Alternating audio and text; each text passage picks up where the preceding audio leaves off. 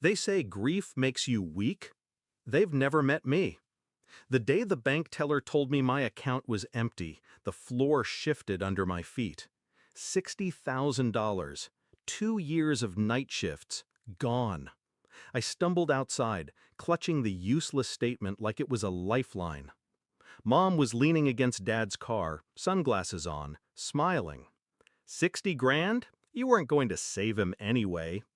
Dad didn't even blink. Vacations last. Kids die. I dropped to my knees on the hot pavement, not from defeat, from rage. That was the moment I decided they'd never stand in the sun again without a shadow. It wasn't always like this. There was a time I thought they loved me. When my son was born, I remember Mom holding him, calling him her little prince. Dad promised, "We'll always have your back." I believed him. But love turned conditional. Every request for help came with a tally of what I owed them. When my son got sick, they offered sympathy, not money. So I worked. Every overtime shift, every weekend. I told them nothing about the savings. I thought hiding it would keep it safe. I underestimated their greed. The first clue was a bank notification. Small withdrawal, $500. I told myself it was a glitch. Then $3,000. I called the bank. They said it was authorized, joint account access I didn't even know they had. My father's name was on the paperwork, my mother's signature beside it. I didn't cry, I didn't scream, I let my voice stay flat as I thanked the bank manager. Because fury is useless if it's not strategic. I started planning. First, I pulled every medical and financial record related to my son, made copies, stored them in 3 different places. Second, I traced every withdrawal. The destination? A luxury travel agency. Bookings for a Mediterranean cruise, 5-star hotels. I didn't cancel them, not yet. Third, I called my lawyer. Asked about elder financial abuse laws, fraud statutes, and civil claims. Turns out, draining funds meant for medical treatment can look very, very bad in court. Fourth, I played nice. I visited them. I smiled. I asked about their upcoming trip of a lifetime.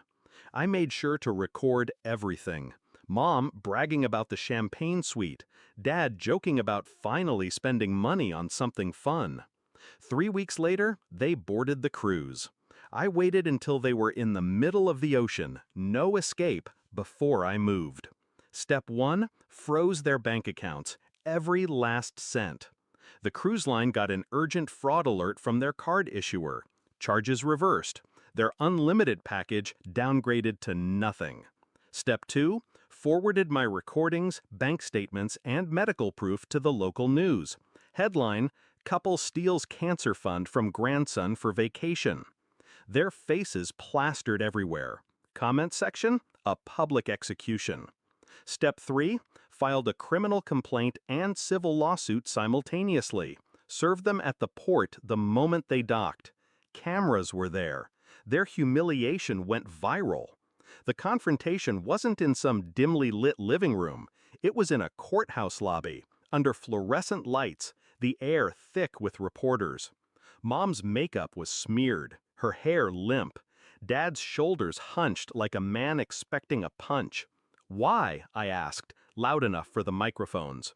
You wouldn't understand," Mom started. "I understand perfectly," I cut in. "You thought my son's life was worth less than your vacation." I handed the reporter next to me a photo of my boy in his hospital bed. They stole from him. The silence that followed was heavier than any shout. The trial was brutal. Every bank transfer, every receipt, every smug comment I'd recorded was played in court. The jury took less than 2 hours to decide. Guilty on all counts. I won the civil case, too. Every asset they owned was liquidated. The house, the car, even the boat Dad loved more than me. The proceeds went straight into a trust for my son's treatment. They left the courthouse in cheap clothes, clutching plastic grocery bags with what little they had left. I didn't follow them. I didn't need to. I knew every door they'd knock on would slam in their faces. My son's still fighting. Some days are harder than others, but he's getting the care he needs now.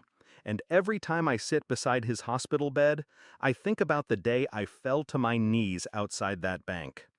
They thought they'd broken me. They didn't see I was already sharpening the knife. Justice doesn't always come in the form of handcuffs. Sometimes it comes when the people who hurt you realize they'll never escape what they've done. And my parents? They'll never stand in the sun again without my shadow.